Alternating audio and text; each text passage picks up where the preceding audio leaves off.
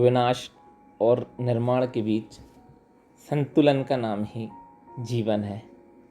आप सभी को नमस्कार। मैं राहुल आशीष, आप सभी को मेरा राधे राधे। आज मैं एक बार फिर आप सबके साथ अपनी श्रृंखला बातें अनुभव की या कुछ बातें अनुभव की अगली कड़ी लेकर आया हूँ, सृजन पार्ट 2, जिसका विषय सृजन के लिए ध्वंस आवश्यक है या सृजन के लिए विनाश आवश्यक है। आपने कभी किसी वृक्ष के नीचे बैठकर सोचा है कि आप जो छांव ले रहे हैं, आप जो फल ग्रहण कर रहे हैं, आप जो ऑक्सीजन ले रहे हैं, उसके लिए कभी किसी दिन किसी बीज को मिटना पड़ा था, या यूं कहूँ कि उस बीज का विनाश हुआ, तब जाकर यह संभव हुआ कि आज आप वो छांव, वो फल और वो ऑक्सीजन जो प्राणवायु है, जो जीवन दायिनी है, को आप ले पा रहे हैं। याद रखें, निर्माण के लिए ध्वंस आवश्यक है। जी हाँ, ऊपर कहा गया वाक्य सही व सार्थक है। जरा अपने आसपास देखो, अपना स्वयं का जीवन देखो, तुम्हें पता चलेगा कि जब कभी निर्माण हुआ है, उससे पहले विनाश अवश्य हुआ होगा, या यूं कहा जाए कि विनाश के पश्चात निर्माण अवश्य हुआ होगा। ये वैसा ही है जैसा कुछ पाने के लिए कुछ खोना होता है। यहाँ पाने का अर्थ सृजन से है और होने का अर्थ विनाश से है। अगर आपके जीवन में कठिनाइयाँ आती हैं, अगर आप असफल होते हैं या हारते हैं या टूटते हैं या निराश होते हैं, तो घबराने की कोई भी आवश्यकता नहीं है। घबराइए मत, क्योंकि जो विनाश हुआ है उसकी जगह कुछ उससे अच्छा सृजित होने वाला है। आपके निर्माण के लिए आपका टूटना आवश्यक है, आपका टूटना आवश्यक है, और यह अवश्यंभावी है। बिना विनाश के सृजन होता भी नहीं है। आप अपने शरीर को ही ले लें, जिसके निर्माण के लिए सबसे प्रमुख कोशिकाएं हैं, जिनको जीवन की इकाई कहा जाता है। आप देखें कि उन कोशिकाओं का सृजन हो रहा है, उन कोशिकाओं का विनाश हो रहा है। वो लगातार टूट रही है, लगातार बन रही है। तब हम ये जो मानव देह देख पा रहे हैं, मानव शरीर देख पा रहे हैं, वो संभव है। अगर कोशिकाएं सिर्फ सृजित होंगी तो मैं आपको एक बात बता दूं, आप लोगों को कैंसर जैसी गंभीर बीमारी का सामना करना पड़ेगा। कैंसर क्या है? सामान्य शब्दों में अगर मैं कहूँ तो उन्हीं कोशिकाओं की अनियंत्रित वृद्धि है, उन्हीं कोशिकाओं का अनियंत्रित बढ़ना, या यूं कहूँ कि बिना विनाश के केवल सृजन होना कैंसर का कारण बनता है। जब कोशिकाएं अनियंत्रित तरीके से वृद्धि करती हैं तो वह कैंसर के रूप में जन्म लेता है।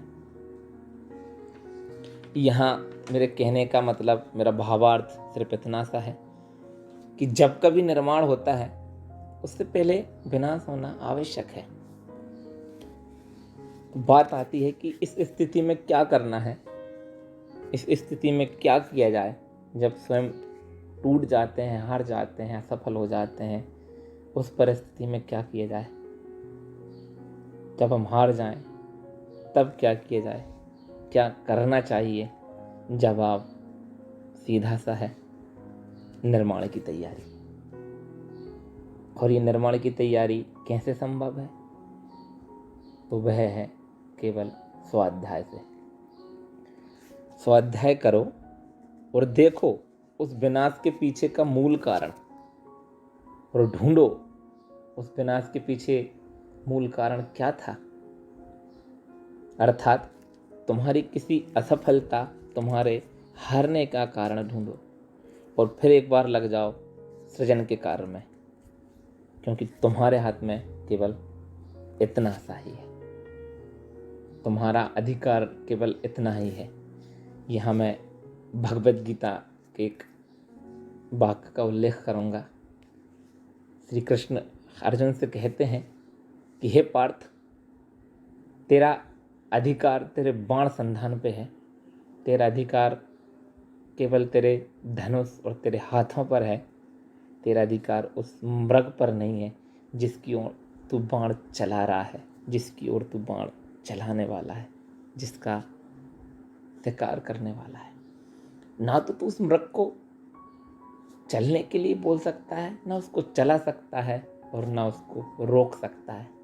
वह अपनी गति पर स्वयं चलता है, रुकता है, उसका स्वयं का अधिकार है उस पर। तेरा अधिकार केवल तेरे हाथ के धनुष बाण के संधान पर है।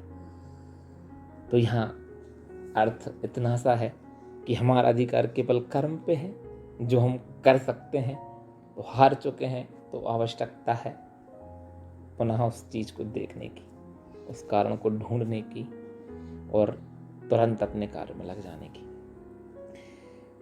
उस विध्वंसी सामग्री में जो कुछ भी काम का है उसे उठाओ, बाकी कचरा साफ करो। व्यर्थ में उसे लेकर मत बैठे रहो, व्यर्थ में उसे लेकर चिंता ना करो। व्यर्थ के कचरे से आशय है निरर्थक चीज़ों से, तुम्हारी गलतियों से, तुम्हारे हारने से। काम की सामग्री से आशय तुम्हारी मेहनत, तुम्हारा धैर्य, तुम्हारी लगन, तुम्हारी उम्मीद, तुम्हारी आशा, तुम्हारी ऊर्जा, तुम्हारे विश्वास से है। तो इनको वहां से उठाओ और लग जाओ फिर एक नए भवन के निर्माण में। हो सकता है वो पहले के भवन से ज्यादा सुंदर व ज्यादा खूबसूरत हो, परंतु ये सब कार्य सिर्फ एक ही माध्यम से संभव है, और वह है स्वाध्याय। तो स्वाध्याय करो, स्वयं को स्वयं के लिए सौंप दो, अपने विचारों को जरा विश्राम दो, जरा ठहरो, जरा सोचो कि तुम क्या हो, तुम कौन हो, तुम्हारे जीवन का उद्देश्य क्या है। क्या तुम केवल रोने के लिए आए हो? क्या तुम केवल हारने के लिए, निराश होने के लिए आए हो? नहीं, तुम्हारा जीवन, तुम्हारा जीना इतना है कि तुम किसी के लिए कुछ कर सको। और ये किसी के लिए कुछ करना कब संभव है? जब तुम स्वयं के लिए कुछ कर पाओगे, स्वयं को जान पाओगे। जरा सोचो कि तुम किसी को खुशी दे सकते हो। अगर दे सकते हो तो उसे अवश्य खुशी दो। एक बात याद रखना कि किसी पुरानी इमारत को गिराए बिना उसकी जगह कोई नई इमारत नहीं बनाई जा सकती है। संभव नहीं है, और न कभी संभव था और न कभी संभव होगा। अगर नवीन इमारत बनानी है तो उस पुरानी इमारत का गिरना आवश्यक है, तब उसकी जगह नवीन इमारत बनाई जाएगी। ये जान लो कि वृक्ष के निर्माण हेतु बीज का विनाश व उसका मिटना आवश्यक है। अगर वह बीज ही रहेगा, उसका विनाश नहीं होगा, वो मिटेगा नहीं, तो वृक्ष जन्म नहीं ले सकेगा। जरा सोचो कि बिना बीज के मिट्टी कैसे वृक्ष जन्म लेगा। वो केवल बीज ही रहेगा ना वो वृक्ष बनेगा, ना वो छांव देगा, ना वो फल देगा, ना वो ऑक्सीजन दे सकता है, और ना फिर किसी बीज को जन्म दे सकता है। तो दोबारा बीज के जन्म के लिए भी उस बीज का मिटना आवश्यक है। प्रकृति को देख लो, हर क्षण विनाश और निर्माण की प्रक्रिया चल रही है। जिस क्षण विनाश रुका, उस क्षण निर्माण भी अवरुद्ध हो जाएगा। यह केवल निर्माण ही निर्माण हुआ तो वह भी नुकसानदेह है, वह घातक है। जैसा मैंने पहले भी बताया, कैंसर, उसमें केवल निर्माण हो रहा है। इसीलिए प्रकृति इसी विनाश व निर्माण की प्रक्रिया से संतुलन बनाए हुए है। काल का चक्र कभी किसी के लिए नहीं रुका है और न वह कभी किसी के लिए रुकेगा। वो निरंतर चल रहा है। आपको केवल सिर्फ इतना करना है, उस चक्र के साथ स्वयं को चलायमान रखना है, स्वयं को समझते हुए, आसपास देखते हुए, स्वयं को देखते हुए, स्वयं के जीवन को देखते हुए उस चक्र के साथ आपको चलना है। सतत रूप से निरंतर चलते रहना है। मैं फिर अपनी बात दोहराऊंगा, विनाश और निर्माण के बीच संतुलन का नाम ही जीवन है। अगर यहाँ संतुलन नहीं है तो वह केवल मृत्यु होगी। आप ये बात जान लो, गति का नाम जीवन है, रुकना मृत्यु का सूचक है। इसलिए गतिमान रहो, चलते रहो।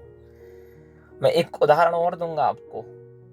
श्री कृष्ण जी थे, वो उनको सब कुछ पता था, पर तब भी कौरवों और पांडवों के बीच महाभारत जैसा युद्ध हुआ। बहुत बड़ा युद्ध, अनेकों योद्धा उस अग्नि में भस्म हो गए, बहुत बड़ा विनाश हुआ। पर उसके बाद फिर एक नवीन समाज का निर्माण हुआ, नवीन समाज का सृजन हुआ, जो पूर्णतः धर्म पर आधारित, समाज कल्याण पर आधारित था। कृष्ण चाहते तो उस विनाश को रोक सकते थे, ईश्वर थे, पर उन्होंने नहीं रोका, क्योंकि निर्माण के लिए, सृजन के लिए विनाश आवश्यक है और वो आवश्यक था। इसलिए उन्होंने उस विनाश को नहीं रोका। मैं ये नहीं कहूंगा कि आप मेरी बात को पूरा माने, मेरी हर बात को माने, मैंने जो बोला है उस बात को माने।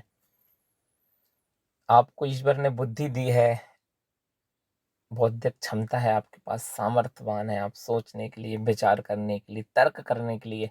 तो मेरी प्रत्येक बात को 10 बार सोचें, विचार करें, तर्क की कसौटी पर कसें। अगर फिर आपको सही लगता है तो उसे अपने जीवन में उतार लें और लोगों तक ये बात पहुंचाएं। आज आवश्यकता है सकारात्मक ऊर्जा की। मैं ये नहीं बोलूंगा कि आप बिना कुछ सोचे मेरी बात मान लें। स्वाध्याय करें, खुद बैठें और जानें, उस बात पे विचार करें, हर एक बात पे विचार करके देखें। अगर उसके पक्ष में आपको तर्क लगते हैं तो उसको अवश्य अपने जीवन में उतारें। बहुत बहुत धन्यवाद ये सब सुनने के लिए।